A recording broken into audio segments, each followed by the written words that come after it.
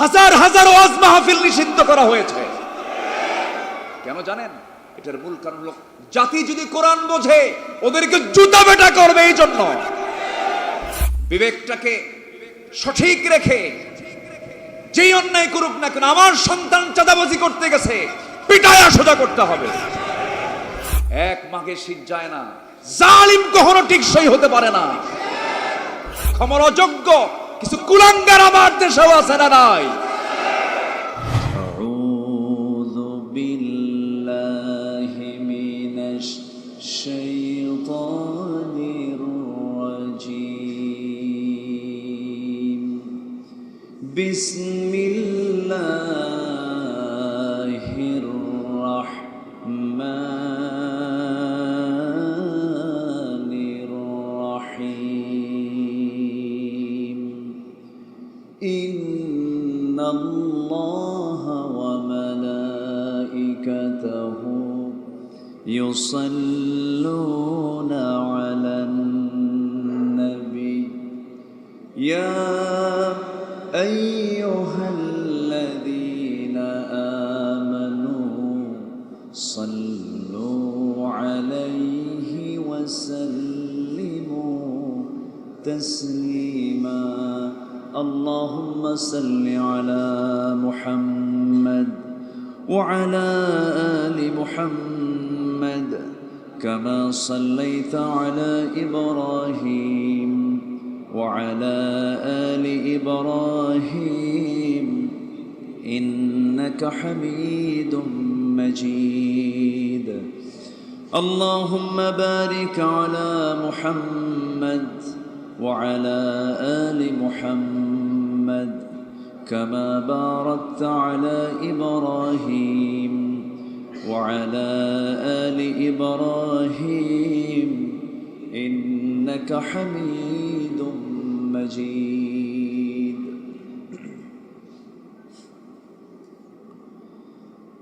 মহান রব্বুল আলামিনের শুকরিয়া যে মহান আল্লাহ সুবহানাহু ওয়া তাআলা আমাকে আপনাকে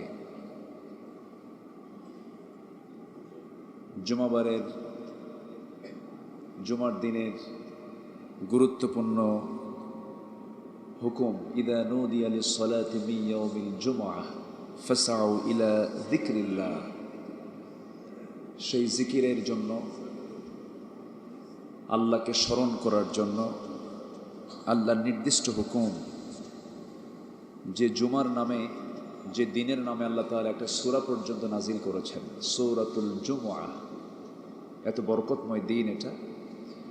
সেই দিনের শ্রেষ্ঠ কাজ 2 রাকাত সালাত, তৎসঙ্গে জরুরি খুতবা, এই দুটি ইবাদতে শামিল করা নিজেকে। এমন মহতি কাজে আল্লাহ তাআলা আমাকে আপনাকে হাজির হওয়ার তৌফিক দিয়েছেন। শুকরিয়া আদায় করছি, মুহাব্বাতান বলে উঠছি আলহামদুলিল্লাহ।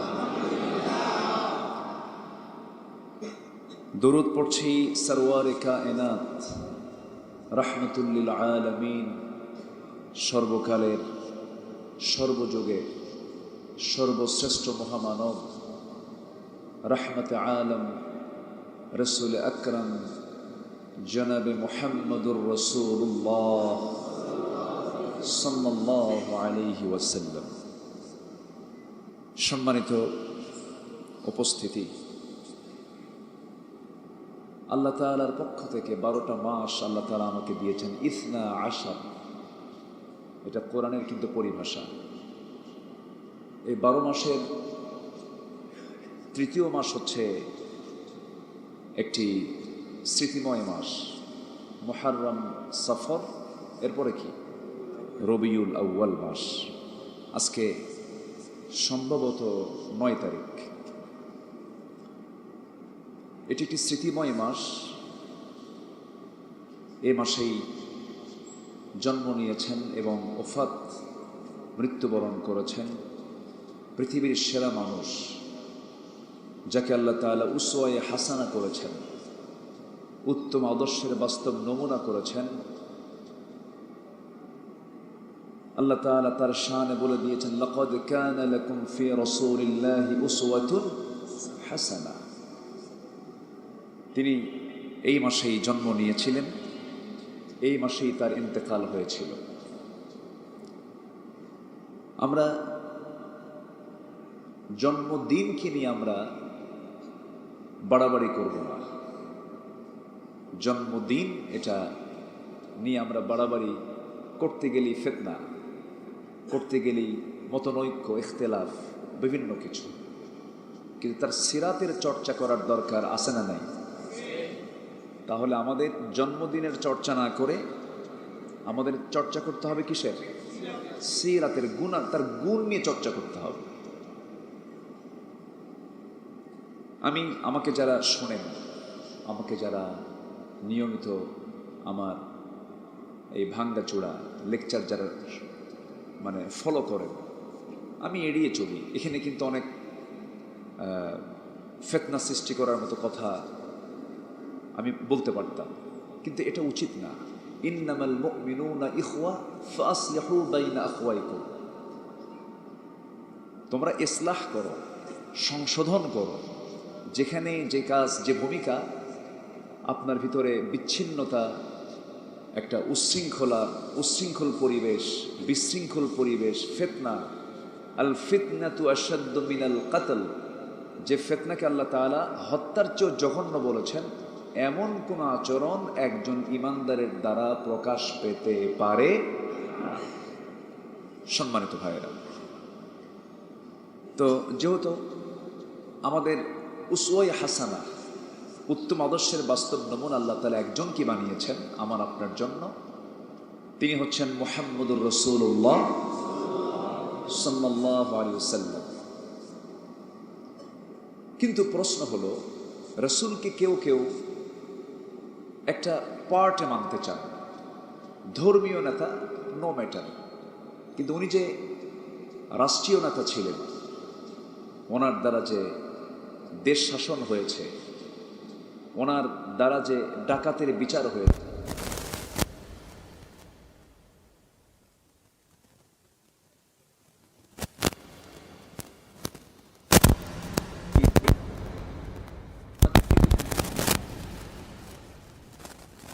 ওই ফাতিমা না হয়ে ফাতিমা বিনতে মুহাম্মদ চুরি করত, আমি নিজে জনসমক্ষে তার হাত কেটে ফেলে দিতাম, তাহলে তিনি কোনো সুপারিশও গ্রহণ করেননি। তাহলে উনি বিচারকের চেয়ারে ছিলেন, উনি রাষ্ট্রের চেয়ারে ছিলেন, উনি ইমামের চেয়ারে ছিলেন, উনি খুতবার চেয়ারে ছিলেন, সব জায়গায় ছিলেন। কিন্তু আমার রাসূলকে এই পার্টে অনেকে মানতে চায় না, কিন্তু মিলাদ নিয়ে খুব ব্যস্ত, জন্মদিন নিয়ে খুব ব্যস্ত। কিন্তু রাসূলকে তারা একটা অংশে মানতে চায় আর একটা অংশে মানতে চায় না। আবার আল্লাহর ক্ষেত্রেও আকাশ চালান কে? আসতে বলবেন। আকাশ চালান কে? সমুদ্র চালান কে? আচ্ছা, সমুদ্র বড় না স্থলভাগ বড়? সমুদ্র বড় না? তা সমুদ্র কি পৃথিবীর কেউ চালায়? জমিনটাও মূলত চালান কে? আল্লাহ চালায়। কিন্তু আল্লাহ তাআলা লিনানজুরা কাইফা তা'মালুন, কিছু সুযোগ দেন, কিছু ক্ষণিকের কিছু পাওয়ার, ক্ষণিকের কিছু ক্ষমতা দেন। আসলে ক্ষমতা কি আসলে কোনো বান্দার কোনো ক্ষমতা আছে? না। বান্দার যে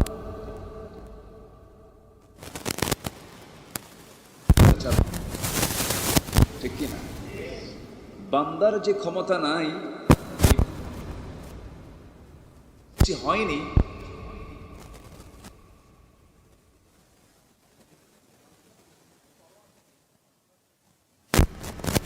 শক্তি নাই, এই বিশ্বাস যার ভিতর থেকে উঠে গেছে, সেই মুনাফিকি করতে পারে।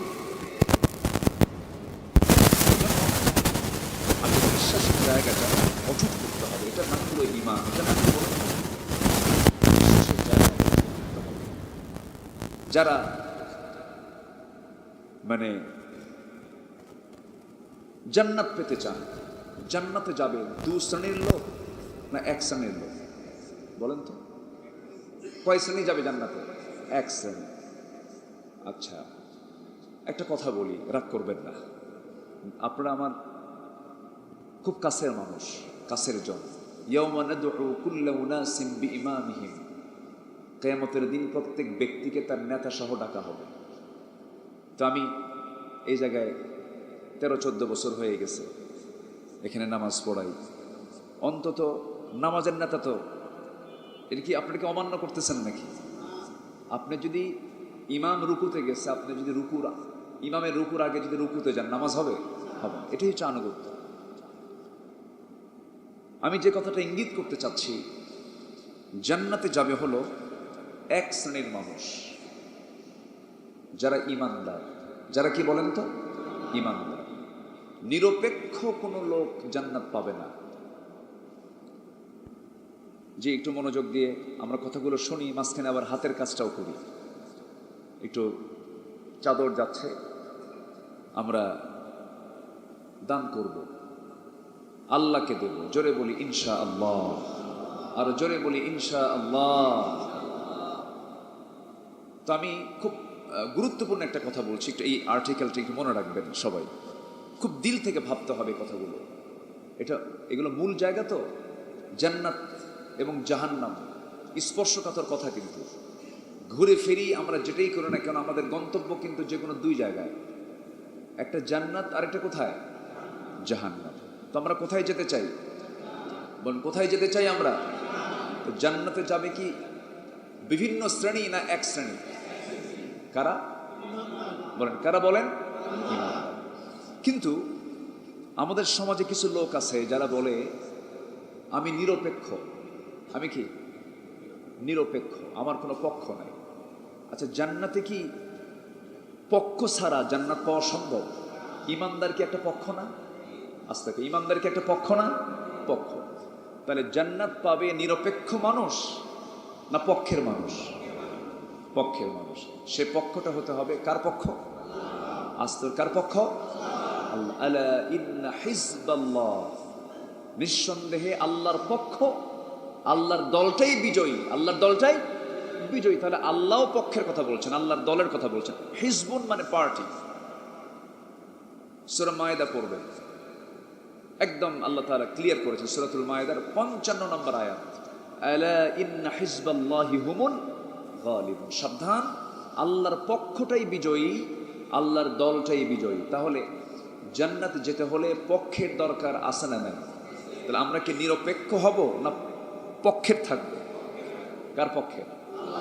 তাহলে এই যে মাঝে মাঝে আমরা শুনি আমি নিরপেক্ষ, তাহলে এই নিরপেক্ষ শব্দটার উৎপত্তি হলো শয়তান থেকে। বলেন কিসের থেকে? বলেন। যে বলে আমি নিরপেক্ষ, ওটাও একটা মুনাফিকি কথা। ওর পক্ষ একটা আছে, ওর ভিতরে ভিতরে একটা পক্ষ আছে না নাই? আচ্ছা, এটাও একটা মুনাফিকি কথা, একটু মাথায় রাখতে হবে। তাহলে পক্ষ একটা নিতেই হবে। সেই পক্ষটা নিতে হবে হলো ইমানদারের পক্ষ, ইমানের পক্ষ নিতে হবে। ইমান আছে যেখানে আমরা আছি সেখানে, ইসলাম আছে যেখানে। আচ্ছা, মুসলিম সকল সম্পর্কের আগে আমার আপনার সম্পর্ক হবে কার সাথে? মুসলিমের সাথে। আল্লাহ তো আছে মুসলমানের সাথে। কিন্তু দুঃখজনক হলেও সত্য, আজকে মুসলমানদের মাঝে যে ভ্রাতৃত্ব, আগের ইতিহাসকে যদি আমরা চর্চা করতে যাই, আমরা এই ভ্রাতৃত্বে আমরা কি উন্নতি সাধন করেছি না চরম অবনতি? চরম অবনতি। 56টি মুসলিম রাষ্ট্র গোটা পৃথিবীতে, 56টি মুসলিম রাষ্ট্রের ভিতরে যে একটা হৃদয়ের বাঁধন, সে বাঁধন কি আছে? 5টা মুসলিম রাষ্ট্র তো এক জায়গায় নাই। 5টা মুসলিম রাষ্ট্র যদি এক জায়গায় থাকতো, জাতিসংঘ নাকানি চুবানি খেত। তাহলে পক্ষ ক্লিয়ার করতে হবে, আমার আপনার অবস্থানটাকে ক্লিয়ার করতে হবে। এখানে প্যাঁচপুস লাগায়া, জগা খিচুড়ি বানায়া ইমানকে প্রশ্নবিদ্ধ করা যাবে না। ইমানকে ক্লিয়ার করতে হবে, আমার কনসেপ্ট ক্লিয়ার রাখতে হবে। আমি মুসলিম, ইসলাম আমার ধর্ম, কোরআন আমার সংবিধান, ইসলাম আমার একমাত্র জীবন বিধান। এর বাইরে যে ব্যক্তি কোনো চিন্তা ফিকির করবে, তার ইমানে ভেজাল 1 আনা না 16 আনা, 1 আনা না 16 আনা, 16 আনা। এই জন্য এই বিষয়টা আমরা ক্লিয়ার করবো। এই জন্য আমাদের জ্ঞানী হতে হবে। আমরা তো শিক্ষা ব্যবস্থার ষড়যন্ত্রের শিকার। সন্তানগুলোকে আমরা ভালো কিছু শিক্ষা দিতে পারি না, ষড়যন্ত্র আছে, চরম ষড়যন্ত্র। আমরা ব্রিটিশকে তাড়াইছি, ব্রিটিশ বিরোধী আন্দোলন করেছি, কিন্তু ব্রিটিশদের মস্তিষ্ক প্রসূত সেই শিক্ষানীতি, তাদের মস্তিষ্ক প্রসূত সেই আইন কানুনগুলো আজও আদালতে, শিক্ষাঙ্গনে আছে না নাই? তাহলে এত কিছুর সংস্কার হয়, এগুলোর সংস্কার প্রয়োজন আছে না নাই? এখন সংস্কারের সময় এসেছে, আমাদেরকে সজাগ থাকতে হবে। আমাদের যে কোনো জিনিস অর্জন করা সহজ, কিন্তু টিকে রাখা সহজ নয়, দারুণ কঠিন ব্যাপার। আমাদেরকে টিকে থাকতে হলে জ্ঞানে সমৃদ্ধ হতে হবে। কিছু সমৃদ্ধ হতে হবে? জ্ঞান বিজ্ঞানে আমাকে আপনাকে সমৃদ্ধ হতে হবে। জ্ঞানের বিকল্প কোনো পথে আপনি কখনোই নিজের অবস্থানকে মজবুত করতে পারবেন না। দেখেন, ব্রিটিশরা চলে গেছে, কিন্তু তাদের কিন্তু কৃষ্টি কালচার, তাদের আচার আচরণ, তাদের স্বভাব, তাদের নেচার এই জাতির মধ্যে আছে না নাই? তারা দিয়ে গেছে, তাদের প্রয়োজনগুলো আমরা এখনো লালন করে চলছি। যারা জেল খাটছেন, জেলে যাওয়ার যাদের অভিজ্ঞতা আছে, এই 15 বছরে যারা জেল খাটেন নাই, সামনের জেল খাটার সুযোগ মনে হয় আর আসবে না। মানে এই চান্স একটা ছিল, কারণ এত মামলা এই 15 বছরে হয়েছে, যত মামলা হয়েছে স্বাধীনতার ইতিহাস 71 থেকে নিয়ে 2024 সাল পর্যন্ত যত মামলা হয়েছে, এই 15 বছরে তার চাইতে মামলার পরিমাণ কম না বেশি? আচ্ছা, বেশি মামলা হওয়ার লক্ষণ কি ভালো? বলেন তো, এটা কি স্থিতিশীলতা না অস্থিতিশীলতা? অস্থিতিশীলতা, অবশ্যই এটা খারাপ দিক। তো যারা মামলায় আক্রান্ত হয়ে যারা জেল খাটছেন, জেলখানার মধ্যে মাসে কি বসে যেন, ফাইল বসে, ফাইল বসে, এটাও ব্রিটিশদের তৈরি করা। সেই ফাইলে হাঁটু তুলে প্রভু আর মনিব আর চাকর, অর্থাৎ রবের সামনে যেমন মাথা নত করে হাত পা ভাঁজ করে বসতে, যেমন আমরা রুকু করি, আমরা সেজদা দেই, ঠিক একই কায়দায় যখন মাসে একবার ফাইল বসে অথবা সপ্তাহে একবার ফাইল বসে, তখন অফিসার আসে তার সামনে নতজন হয়ে, একদম মানে জাস্ট একটা বান্দার মতো, যেন প্রভুর সামনে সে নত হয়ে বসে আছে। এই সমস্ত কৃষ্টি কালচারগুলো এসেছে ওই 200 বছর ব্যবসার নামে। পর্তুগিজ, ফরাসি, ব্রিটিশ এরা যখন এসেছিল ব্যবসার নামে, এরা 200 বছর শুধু শাসনীকরণী শোষণ করে আজকে ইউরোপীয় সভ্যতা গড়ে তুলেছে আমার দেশের সম্পদ, টাকা পয়সা দিয়ে। কিন্তু তাদেরকে আমরা তাড়িয়েছি, কিন্তু তাদের রেখে যাওয়ার সেই আদর্শকে আমরা এখনো লালন করেই চলছি। অতএব শিক্ষা ব্যবস্থার এই ত্রুটিপূর্ণ, চরম ত্রুটিপূর্ণ এই শিক্ষা ব্যবস্থার একদম আমূল পরিবর্তন করার দরকার আছে না নাই এই বিষয়ে? কারণ ধন বৃদ্ধি নয়, ধন বৃদ্ধি করে কি করবেন? সালমান এফ রহমান, তার কি টাকা পয়সা আমার আপনার সাথে কম আছে? আজ থেকে কম, অনেক টাকা পয়সা। শোনেন, একটা বিষয় মাথায় রাখবেন, এই পরিবর্তন যে হয়েছে, এই পরিবর্তন আল্লাহ নিজে করে দিয়েছেন। আলহামদুলিল্লাহ বলে, জোরে বলি আলহামদুলিল্লাহ। দিল থেকে ভয় তুলে দিয়েছেন কে? দিলটা, কুলির রূহ মিন আমরি রাব্বি, রূহটা কার নির্দেশে চলে? আল্লাহর নির্দেশে চলে। ইয়া মুকাল্লিবাল কুলুব সাব্বিত কলবি আলা দীনিক। আমার দেশের দামাল ছেলেরা, ছাত্ররা, ইয়াং তারুণ্য, তাদের দিল থেকে ভয়টা মুছে দিয়েছিলেন তিনি কে? একটা পরিবর্তন আল্লাহ করে দিয়েছেন। সম্মানিত ভাইয়েরা, পরিবর্তন হয়েছে, কিন্তু আমাদের মূল জায়গার পরিবর্তন দরকার আছে না নাই? আছে, এটাকে ধরে রাখতে হবে। ধন বৃদ্ধি না, ধন বৃদ্ধি এটা বিষয় না। ধন আসবে যাবে, টাকা পয়সা দিয়ে কি হয়? কারণের সম্পদ তো কম ছিল না, তার সম্পদ না, তার চাবি বহন করার জন্য শত শত সে ঘোড়া ব্যবহার করত। কারুনকে আল্লাহ তাআলা ডুবাইয়া দিয়েছেন, গেড়ে দিয়েছেন, সম্পদ তার কাজে আসে নাই। ফেরাউনকে শেষ করে দিয়েছেন, নমরুদকে শেষ করে দিয়েছেন, আমার দেশে শীর্ষ ধনী যে, চিন্তা করেন, মাথার চুলও কালো করছে, দাড়িটাও কাটছে। বলেন তো, আপনি বলেন যে ধর্মকে ব্যবহার আলেমরা করলো না কারা করলো? বলেন তো, বলেন। তাহলে এতদিন যে দাড়িটা ছিল, এটা কি ধর্মের দাড়ি ছিল না ব্যবসার দাড়ি ছিল? ক্লিয়ার? তো ধর্মের ব্যবসা তারা যে বলতেছে, কথাটা এখানে ক্লিয়ার। দাড়ি রাখবো রাসূলুল্লাহর সুন্নাহ, এটা দাড়ি রাখা ওয়াজিব, দাড়ি কাটা হারাম, এটা সুস্পষ্ট, সমস্ত উলামা একমত। এটা শিআরুল ইসলাম, শিআরুদ্দিন। এটা আমার মরণ হবে, তবু আমি এটাতে চেঞ্জ করব না। আচ্ছা, আবার আরেকজন সিলেটে গেছে, মুখে দাড়ি ছিল না, সে আবার দাড়ি রাখছে। সে কি করছে? দাড়ি রাখ। তাহলে একজন রাখলো, আরেকজন কাটলো।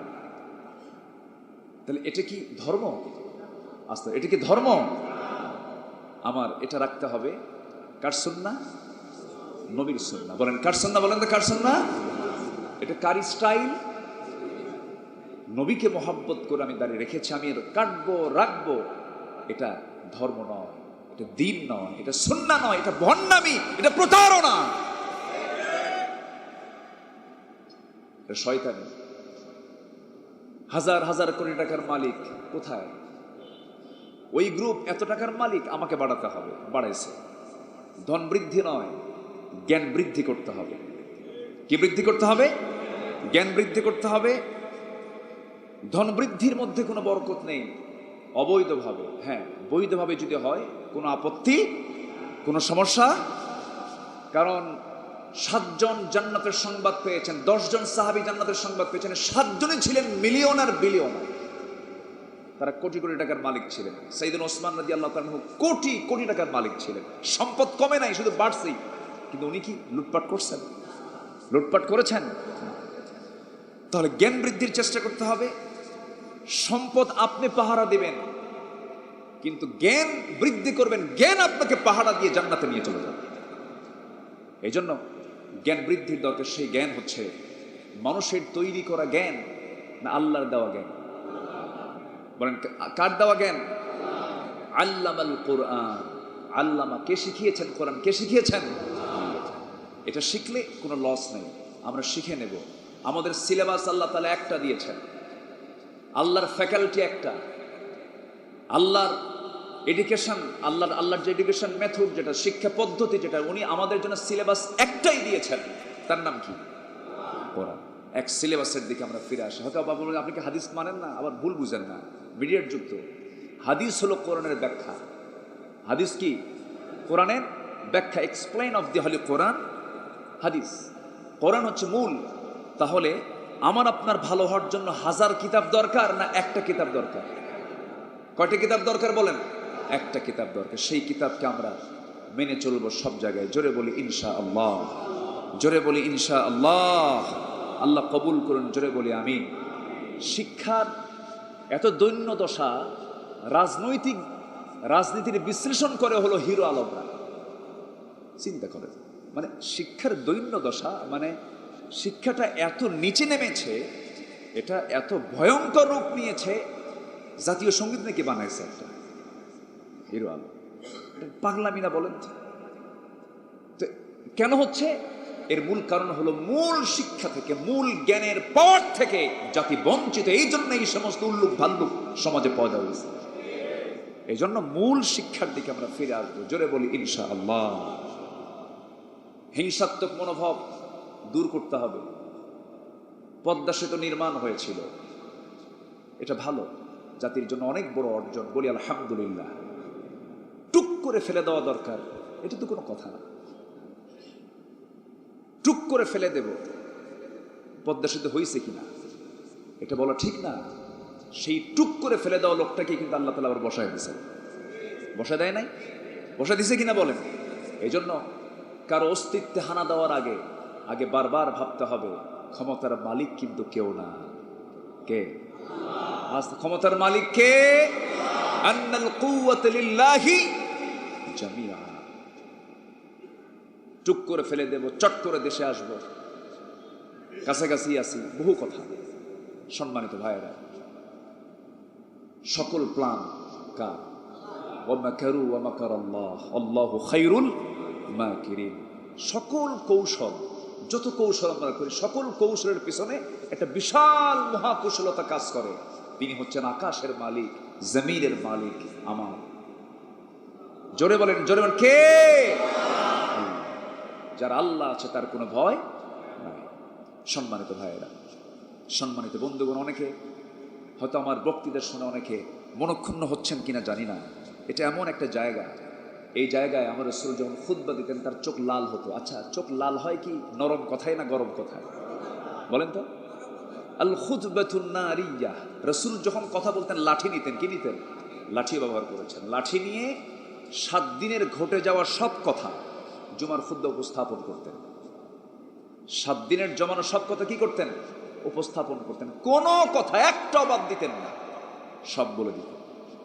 আমি সবার কাছে করজোরে মিনতি জানাই, আমি সবার কাছে আহ্বান জানাই, কোনো মূর্খ মানুষ জান্নাত পাবে না। কোনো ইসলাম বোঝে না বুঝে, দিন না বুঝে এমন লোক জান্নাত পাবে না। ইসলামকে বুঝতে হবে, জানতে হবে, ঈমান নিয়ে জান্নাতে যেতে হবে। এই ধোকায় যেন আমরা না পড়ি। ধোকা সবচেয়ে বড় ধোকা আমাদের। শয়তানের সবচেয়ে বড় ধোকা হলো মূর্খ করে রাখা। কি করে রাখা? মূর্খ করে রাখা। আমরা টপ টু বটম, আমরা মূর্খতার রাজত্বে বসবাস করছি। আমরা দ্বীন ইলম, ঈমানের জ্ঞান আমরা অর্জন করব। জোরে বলি ইনশাআল্লাহ। যেরকম আল্লাহ তাআলা কোরআনে বহু নিষেধাজ্ঞা, আমি এগুলো থেকে নিজেকে বিরত রাখবো কেমনে? যেরকম শিরিক করা নিষিদ্ধ। শিরিক করা কি নিষিদ্ধ? এটা নিষিদ্ধ কে করেছেন? আল্লাহ তাআলা করেছেন। আমি কোরআনের আলোকে, সময় তো অল্প, 15টা পয়েন্টে আমি আল্লাহ তাআলার কিছু নিষেধাজ্ঞার দিকগুলো আমি কোরআনের আলোকে আমি তুলে ধরার চেষ্টা করছি। এটা আলোচনার মূল পয়েন্ট। আমরা এই 15টা নিষেধ শুনে এই কাজ থেকে আমরা নিজেকে দূরে রাখবো। জোরে বলি ইনশাআল্লাহ। আল্লাহ রাব্বুল আলামিন বলেন, 1 নম্বর হলো শিরক করা নিষিদ্ধ। সূরাতুন নিসা 48 নম্বর আয়াতে আল্লাহ রাব্বুল আলামিন বলেন, ইন্নাল্লাহা লা ইয়াগফিরু আন ইউশরাকা বিহি ওয়া ইয়াগফিরু মা দুনা যালিকা লিমান ইয়াশা। আল্লাহ তাআলা কখনো মাফ করবেন না, আল্লাহ তাআলা কখনো ক্ষমা করবেন না। একটা গুনাহ কখনো ক্ষমা হবে না, সেটা হলো শিরকের গুনাহ। সব গুনাহ আল্লাহ তাআলা ইচ্ছা করলে মাফ করতে পারেন। কিন্তু আজকে আমার দেশে মাজার পূজা আছে না নাই? শিরিক পূজা আছে না নাই? আছে কি না? কিন্তু মাজার ভাঙবেন আপনি, কিন্তু যারা মাজারের পক্ষে তাদেরকে তো আপনি কোনো জ্ঞান দিলেন না। আপনি যে মাজারটা ভাঙতে গেলেন, ও তো কষ্ট পাবে, ও তো মর্মাহত হবে, হাই রে আমার বাবার মাথা ভাঙ্গে শেষ। কিন্তু একটা মানুষ মরে যাওয়ার পরে যে তার কোনো ক্ষমতা নাই, এটা কার কথা? মরে যাওয়ার পরে কি কোনো ক্ষমতা থাকে? সে কিছু করতে পারে? বাবার কাছে যায়া শীত হয়ে পড়ে, বাবার কাছে যায় বলে, বাবা তুমি তো কবরে আসো, আমি দুনিয়ায় আছি, আমার এই সমস্যা, আমার ওই সমস্যা, আমার 14 বছর বিয়ের বয়স, বাচ্চা কাচ্চা হয় না, বাবা তুমি আমারে বাঁচাও। আচ্ছা বলেন তো, যে বাবার কাছে চাইতেছে ও বাবা কি বিপদে আছে না নিরাপদে আছে? যে কবরবাসী সে কি বিপদে নিরাপদে? বিপদ তো একটা, তার রিমান্ডের কাল। ওটা প্রশ্ন যেখানে করা হয়, রিমান্ডে নিয়ে কি করে? জিজ্ঞাসাবাদ করে। জিজ্ঞাসাবাদের জায়গা কি নিরাপদ জায়গা না বিপদের জায়গা? তাহলে কবর জায়গাটা কি বিপদ না নিরাপদ? বিপদের জায়গা। তাহলে বিপদে থাকা লোকটা বিপদের জায়গায়, প্রশ্নের জায়গায় পড়ে আসে, ওই জায়গায় এই লোক বিপদে পড়ে যায়, আরেক বিপদে পড়ে যাওয়া লোকের কাছে বলছে, বাবা আমি বিপদে আছি, আমারে বাঁচা। এখন কেন করতেছে এটা? সে জানে না, না জেনে না বুঝে এগুলো করতেছে। তাহলে সেখানে জ্ঞানের বিতরণ দরকার আগে না পরে? মাজার ভাঙ্গা আগে দরকার না জ্ঞানের বিতরণ দরকার? আমার নবীজি মক্কায় 13 বছর ছিলেন, কাবা শরীফের ভিতরে 360টা মূর্তি ভেঙ্গেছিলেন না সেখানে রেখেই ছিলেন? বলেন বলেন বলেন। রাসূল কি নিজে রাখছিলেন? না। ওই দেশের প্রশাসন, ওই দেশের পাওয়ার, ওই দেশের রাষ্ট্র, ওই দেশের যারা নেতৃত্বে ছিল তারা ছিল পৌত্তলিকতা প্রীতি ছিল তাদের কাজ। তারা মূর্তিগুলোকে প্রণাম করতে করতে শেষ পর্যন্ত আল্লাহর ঘর কাবার ভিতরে 360টা মূর্তি ঢুকায় ফেলছিল। আমার নবীজি 13 বছর তিনি কি মূর্তি সরাতে পেরেছিলেন? তিনি কি নামাজ পড়েন নাই? নামাজ পড়েন নাই? পড়েছেন। তাহলে ভাঙতে গেছেন আগে না জ্ঞান বিতরণ করতে গেছেন আগে? বলেন বলেন। জ্ঞান। যারা মাজার ভাঙ্গা এগুলোর সঙ্গে যারা জড়িত, এরা দেশে নাশকতা সৃষ্টি করতে চায়। তারা এখানে বিশৃঙ্খল পরিবেশ তৈরি করে নতুন করে কোনো ষড়যন্ত্রের জাল বিস্তার করতে চায়। আমরা বুঝাবো, আমরা তাদেরকে হেকমতের সাথে প্রজ্ঞার সাথে আমরা তাদেরকে বুঝাবো, ভাই এই কাজগুলো করো না। এই জন্য সবার আগে জ্ঞানের দরকার আছে না নাই? যেখানেই যাবেন সেখানে আগে কি দরকার? জ্ঞান। জ্ঞানের বিকল্প নাই। আমরা ব্যবসার জন্য যত জ্ঞান, যত সময় ব্যয় করি, সাবজেক্টে নিয়েছে ফিনান্স, মার্কেটিং, আছে না? সাবজেক্ট কি? Finance, marketing, management, accounting. তাহলে একটা অনার্সের একটা সাবজেক্টে নিল সে, অথচ আল্লাহ তাআলা সর্বনিম্ন জান্নাত দিবেন 10টা পৃথিবীর মতো একটা জান্নাত। সেই জান্নাতের কোনো গবেষণাই নাই, সেই জান্নাতের লাইনের কোনো স্টাডি। এই জন্য শিরকের, অনেকে শিরকের বিষয় আমরা বুঝি না। যেরকম কেমন করে চলবো আমি, আমার তো দিন পথ যাচ্ছে না ভাই, কেমন করে কালকের দিনটা আমার কেমনে যাবে? এই কথার মধ্যে কি ভেজাল আছে? আসতে বলবে, জোরে বলেন ভাই, আছে কি? আছে। এই কথা কি আমাদের মুখ থেকে বের হয়? হ্যাঁ, বিপদে পড়লে বের হতে পারে, বিপদ বের হয়, কিন্তু হঠাৎ করে বের কেমনে চলি ভাই, খুব কঠিন। তাহলে এই কথা যদি কোনো বান্দা বলে, এই কথার মধ্যে অবশ্যই শিরকের একটা ছোঁয়া আছে না নাই? আমার দেশে কিছু কথা প্রচলন আছে, যেরকম বিসমিল্লাহ গলত, আছে না? আচ্ছা, এই কথার মধ্যে কি কোনো ভেজাল আছে? কি ভেজাল? গলত আছে? বিসমিল্লাহর মধ্যে কোনো গলত আছে? তাহলে বিসমিল্লাহ গলত, এই কথা বলা জায়েজ না না জায়েজ? তাওহীদের কথা না শিরকের কথা? শিরকের কথা।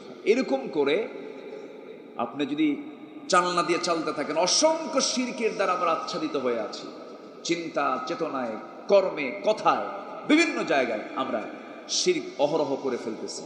এই শিরক থেকে বাঁচার জন্য শিরকের জ্ঞানও অবশ্যই আমাদের দরকার আছে। 1 নম্বর, আল্লাহ রাব্বুল আলামিন নাম্বার 2 বলছেন অবিচার করা নিষিদ্ধ। অবিচার আপনি যদি করেন, আল্লাহ আপনার প্রতি কখনো রহম দিল হবেন না। ইয়াদিলু হুয়া আকরাবু লিত্তাকওয়া, তুমি সঠিক বিচার করো। তাকওয়ার সবচেয়ে 1 নম্বর পন্থা হলো সঠিক বিচার করা। আল্লাহ রাব্বুল আলামিন এক জায়গায় বলছেন, সূরা নিসার 135 নম্বর আয়াতে আল্লাহ রাব্বুল আলামিন বলেন, ওয়ালা তাত্তাবিউল হাওয়া আন তা'দিলু, প্রবৃত্তির দাসত্ব হয়ে তোমরা এমনি একটা বিচার ফায়সালা করো না। অনেকে মনের খুশিতে বিচারের রায় দেয়, আছে কিনা? ও আমার শত্রু, এই জজ সাহেব, ও আমার অমুক দিন ডিস্টার্ব করছিল, ওর রায়টা ওর আমার কথায় রায় হবে, এই রায়টা দিয়ে দেন। এটা কি আইন অনুযায়ী হলো না মন অনুযায়ী হলো? প্রবৃত্তি। আল্লাহ তাআলা বলছেন, ওয়ালা তাত্তাবিউল হাওয়া আন তা'দিলু, বিচার করার ক্ষেত্রে প্রবৃত্তিকে প্রাধান্য দিও না, আইনকে প্রাধান্য দাও, ইনসাফকে প্রাধান্য দাও। তুমি যদি এই কাজটা করো তাহলে এটা তোমার জন্য হারাম হয়ে গেল, তুমি অবিচার করবে, আল্লাহ তোমাকে জাহান্নামে ঢুকায় ছাড়বে। 2 গেল।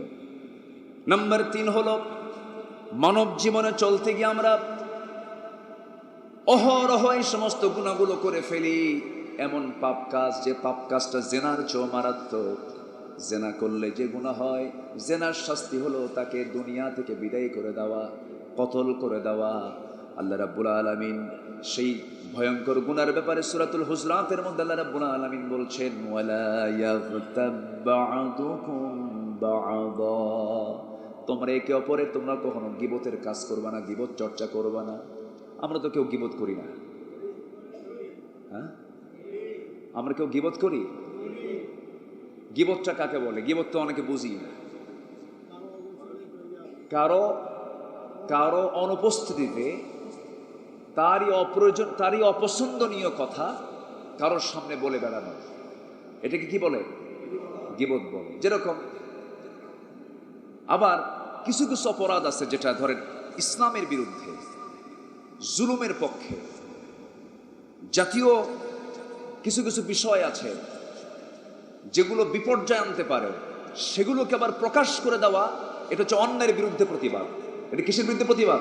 অন্যের বিরুদ্ধে। এটা আমরা অনেকে বুঝি না। আবার যেরকম একজন লোক জালিম, সে জুলুম করছে, তার জুলুমের কথাগুলো প্রচার করার দরকার আছে না নাই? কিন্তু তুমি কি জানো অমুকের মেয়ে না অমুক এই কাজটা করছে? কি কথা কি বুঝতেছেন আপনারা? এগুলো তো আমাদের মধ্যে নাই। আছে। স্বামীর বিরুদ্ধে গীবত করে বেড়ায় এমন বউ তো আমার দেশে নাই। আছে কি না? আছে। এটাও গীবত।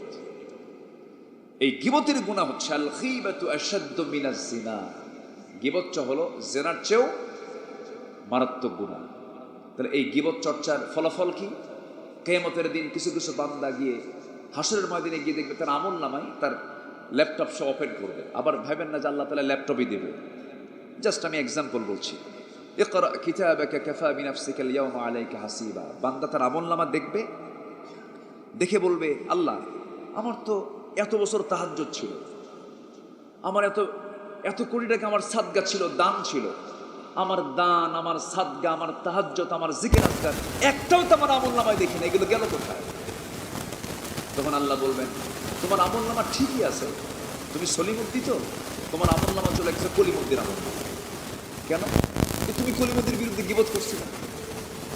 কলিমুদ্দির আমলনামায় গীবত করার কারণে তাফসীর এসেছে কলিমুদ্দিনের আমলনামায় সলিমুদ্দিনের আমলনামা জমা হবে, আর কলিমুদ্দিনের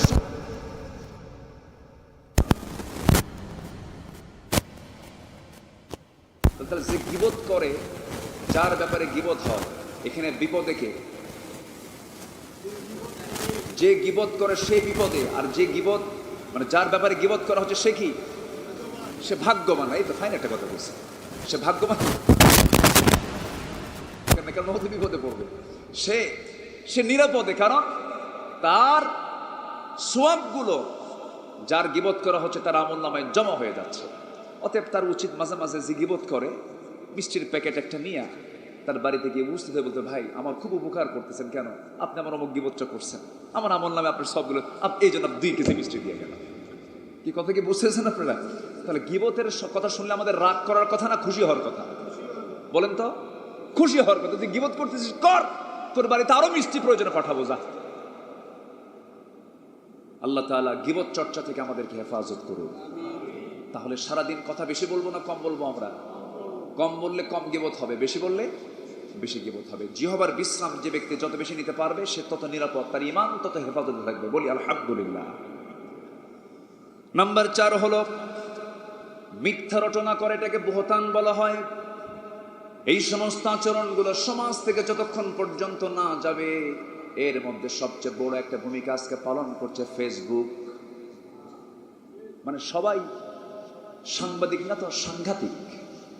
সবাই কি সাংঘাতিক। ফেসবুক মানে এমন জায়গা, মানে শুধু পাজামা খোলা বাদ থাকে। একটা মানুষের বিরুদ্ধে লিখতে নিলে অবশ্যই চিন্তার দরকার আছে না নাই? ফাতাবায়ানু, ফাসেক লোক ডিসকাস ছাড়া একটা সিদ্ধান্ত দেয়। যে লোক তদন্ত ছাড়া, প্রমাণ ছাড়া, না শুনে, না দেখে, না বুঝে কোন একটা মন্তব্য করে, এই লোকটার নাম হলো আল্লাহর ভাষায় ফাসিক, ফাসিক, ফাসিক। তাহলে কিছু ফেসবুক যোদ্ধা যে আছে কিনা বলেন তো? আছে। উদ্ভট কথা হঠাৎ করে ওহী নাযিল হয়েছে, শয়তান ওহী নাযিল করছে, আছে কিনা বলে? তাহলে এগুলো হচ্ছে মিথ্যা রটনা যারা করবে, এটা আল্লাহ তাআলা নিষিদ্ধ করেছেন। কি করেছেন? নিষিদ্ধ, হারাম করে দিয়েছেন।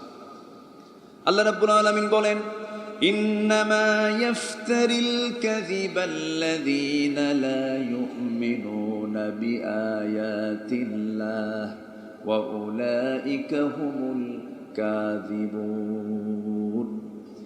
যারা কোনো কিছু না জেনে না বুঝে মিথ্যা রটনা করবে, এরাই হলো চরম মিথ্যুক। আর মিথ্যুকদের যেতে হবে কোথায়? জাহান্নাম যেতে হবে। ইহাদি ইলান নার, মিথ্যা মানুষকে জাহান্নামের দিকে নিয়ে চলে যায়। বলুন তো, এই দেশের টপ টু বটম এই 18 কোটি জাতির মধ্যে অধিকাংশ সত্যবাদী না মিথ্যাবাদী? মিথ্যুক। আমরা মিথ্যা কথা কই। ঘুম থেকে ওঠার পর থেকে নিয়ে আবার ঘুমানো যাওয়া পর্যন্ত সারাদিন, ঘুমানোর আগে চিন্তা করতে হবে আজকে আমি সারাদিন কোনো মিথ্যা কথা বলেছি কিনা। যদি আমার মন জবাব দেয় যে না মিথ্যা বলিনি, নামাজটা ঠিক মতো হয়েছে কিনা? হ্যাঁ, নামাজটা ঠিক মতো হয়েছে। আমি কাউকে ঠকাইছি নাকি? না, কাউকে ঠকাইনি। আমি কারোর প্রতি জুলুম করেছি নাকি? না, কারো জুলুম করিনি। আমি কি কারো গীবত করেছি না গীবত করিনি? আমি কি কোনো মিথ্যার সাক্ষ্য দিয়েছি না মিথ্যার সাক্ষ্য দিইনি? আমি কি এতিমের পাশে দাঁড়াতে পেরেছি? হ্যাঁ, পেরেছি। আমি কি অসহায়ের পাশে দাঁড়াতে পেরেছি? হ্যাঁ, পেরেছি। আমি কি মানুষের উপকার করতে পেরেছি? আমি হ্যাঁ, উপকার করতে পেরেছি। আমি কি কোনো জানাজায় হাজির হতে পেরেছি? হ্যাঁ, পেরেছি। ওই লোকটা জান্নাত চলে যায়। নিজের বিচার নিজেকে করতে হবে, নিজের শাসন করতে হবে। আল্লাহ তাআলা এই নিষিদ্ধ হুকুম থেকে, নিষিদ্ধ কাজ থেকে আল্লাহ তাআলা আমাদেরকে বাঁচার তৌফিক দান করুন। এরপরে মিথ্যা সাক্ষ্য দেওয়া, নাম্বার 5। মিথ্যা তো কয়, আবার কি দেয়? মিথ্যা সাক্ষী তো 15 বছর ছিল না। এই 15 বছর মিথ্যা সাক্ষী ছিল কিনা বলে? মানে সাক্ষী হতে হলে দেখতে হবে। কি বলে সাক্ষী কাকে বলে? দেখতে হবে। আমি দেখছি, আমি সাক্ষী। দেখার জন্য চোখ লাগবে, আবার চোখ হতে হলে তার জীবন লাগবে। এখন ঘটনা যদি 71 হয় আর সেই লোকটার জন্ম যদি 76 হয়, এখন বলেন 76 সালে যে সে দেখলো, এটা কি দুনিয়াতে দেখছে না রুহের জগৎ থেকে দেখছে? রুহের জগৎ থেকে। তাহলে এই মিথ্যা সাক্ষ্যের ফলাফল কোথায় যেতে হবে? জাহান্নাম। আর এই মিথ্যা সাক্ষ্যের ফলাফল অনুযায়ী যে রায় হয়েছে, যে জেল খাটা হলো, যে রিমান্ড হলো, যে মানে ওই লোকটার প্রতি যে অবিচারগুলো করা হলো, বইয়ের হক আদায় করতে পারলো না, সন্তানের হক আদায় করতে পারলো না, পরিবারের হক আদায় করতে পারলো, বাপ্পার হক আদায়, এতগুলো হক যার দ্বারা নষ্ট হলো, অবশ্যই তাকে জাহান্নাম যেতে হবে। এরকম মিথ্যা সাক্ষী দেওয়ার মতো কুলাঙ্গার আমার দেশে ছিল কিনা? এখনো আছে কিনা? এখনো আছে। আল্লাহ তাআলা বলছেন মিথ্যা সাক্ষ্য কখনো দিবে না। মিথ্যা সাক্ষী জাহান্নামের কারণ। নাম্বার 6 হলো অন্যায়ভাবে অপরের সম্পত্তি যারা গ্রাস করবে। ঢাকা সিটিতে মনে হয় কোনো ভূমিদস্যু নাই। এখন নতুন করে আবার আরেকটা গ্রুপ ভূমিদস্যু বের হয়েছে, আছে কিনা বলেন? খ্যাকশিয়াল, পাতি শিয়াল। শিয়াল কিন্তু দুইটাই। বুঝতে হবে, খুব কান পেতে শুনতে হবে, কোন অন্যায় কাজ আমরা হতে দেব না। বিবেকটাকে সঠিক রেখে যেই অন্যায় করুক না কেন, আমার সন্তান চাঁদাবাজি করতে গেছে, পিটায়া সোজা করতে হবে। নিজেকে চেঞ্জ হতে হবে, নিজের অবস্থানকে ক্লিয়ার করতে হবে। নিজের অবস্থান না ক্লিয়ার করা পর্যন্ত জাতির অবস্থান ক্লিয়ার করা যাবে না। ইন্নাল্লাহা লা ইউগাইয়িরু মা বিকওমিন হাত্তা ইউগাইয়িরু মা বিআনফুসিহিম। আল্লাহ তাআলা সেই জাতির কখনো পরিবর্তন করেন না যে জাতি নিজে পরিবর্তন না হয়। এটা কার কথা? এই কনসেপ্ট, এই আর্টিকেলটা কার? আল্লাহ।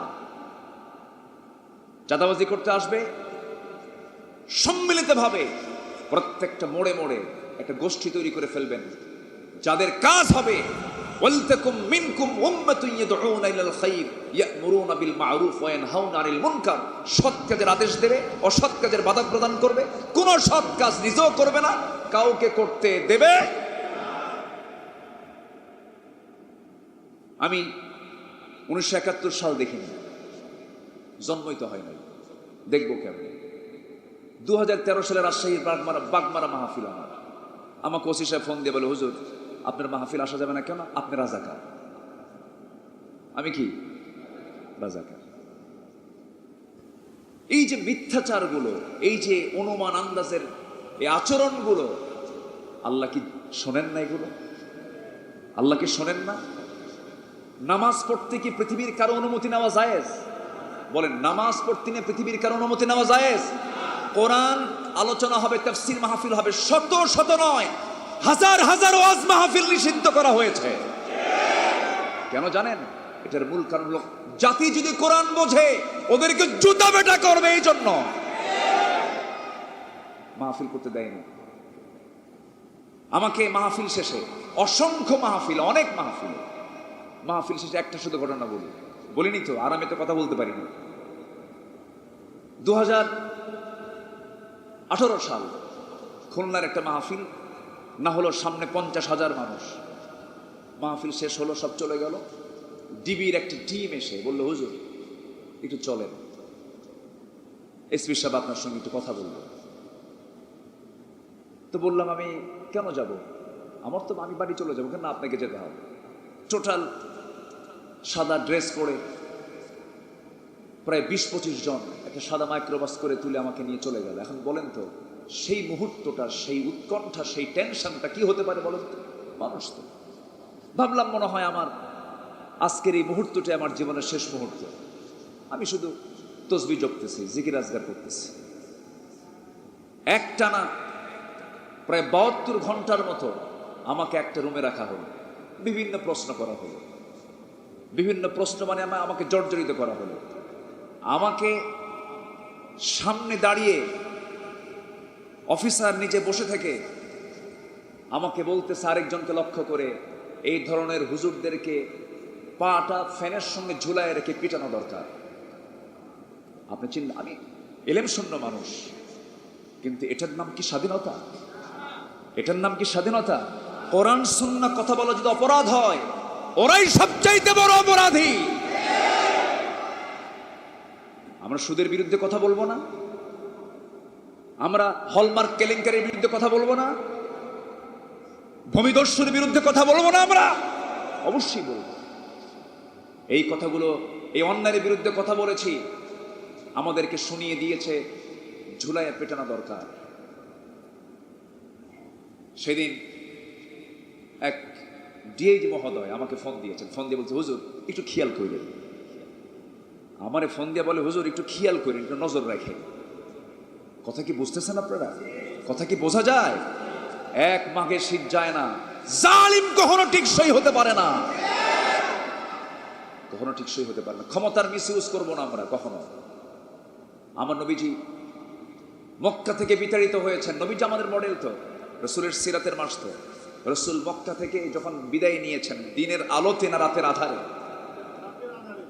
লোকজন নিয়ে না একা একা, লুকোচুরি করে মাত্র একজনকে সাথে নিয়ে ঘোড়ার উটের পিঠে চড়ে কাঁদতে কাঁদতে কাবার দিকে বারবার তাকান আর চোখের পানি ফেলে বলেন, কাবা তুই আমার প্রতিবেশী, 53টা বসন্ত পার করেছি তোর সাথে, কিন্তু তোর লোকগুলো ভালো না, তোর প্রতিবেশী ভালো না, থাক, আবার ফিরে আসবো বিজয়ীর বেশে। আল্লাহু আকবার বলে।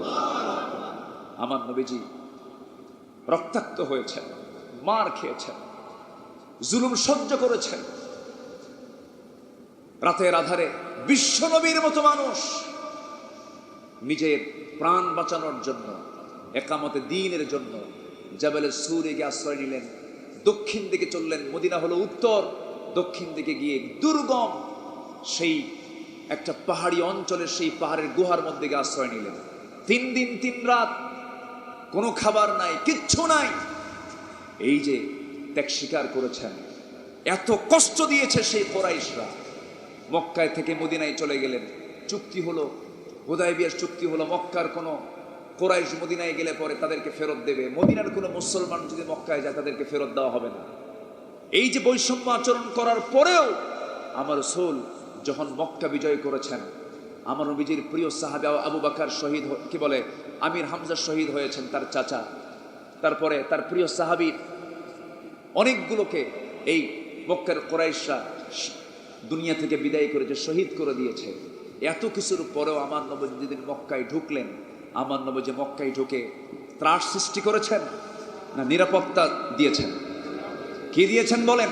নিরাপত্তা নিশ্চিত করেছেন এবং বলেছেন, আজকের দিন আমি সবাইকে মাফ করে দিলাম, তবে ইল্লা, এখানে আমি একটু কথা আছে আমার, ইল্লা, রাসূল কিছু ইল্লা বলেছেন, 17 জনকে ক্ষমা করা যাবে না, কারণ ক্ষমার তারা অযোগ্য। এরকম ক্ষমার অযোগ্য কিছু কুলাঙ্গার আমার দেশেও আছে না নাই? আমি ইঙ্গিত দিলাম, আকলমান্দ ইশারা বাসাত, ক্ষমা হবে, কিন্তু আত্মস্বীকৃত দাম্ভিক অহংকারীর কোনো ক্ষমা করা যাবে না, এটাও নাজায়েজ। এটা খেয়াল রাখতে হবে। আল্লাহ তাআলা তুমি সবাইকে বোঝার তৌফিক দান করো। নাম্বার 7, মাতা পিতার অবাধ্য সন্তান। মাতা পিতার অবাধ্যতা এটা একটা হারাম কাজ। মাতা পিতার অবাধ্য সন্তান তো বাংলার জমিনে নাই। এটার জন্য শিক্ষা ব্যবস্থা দায়ী কিনা বলেন?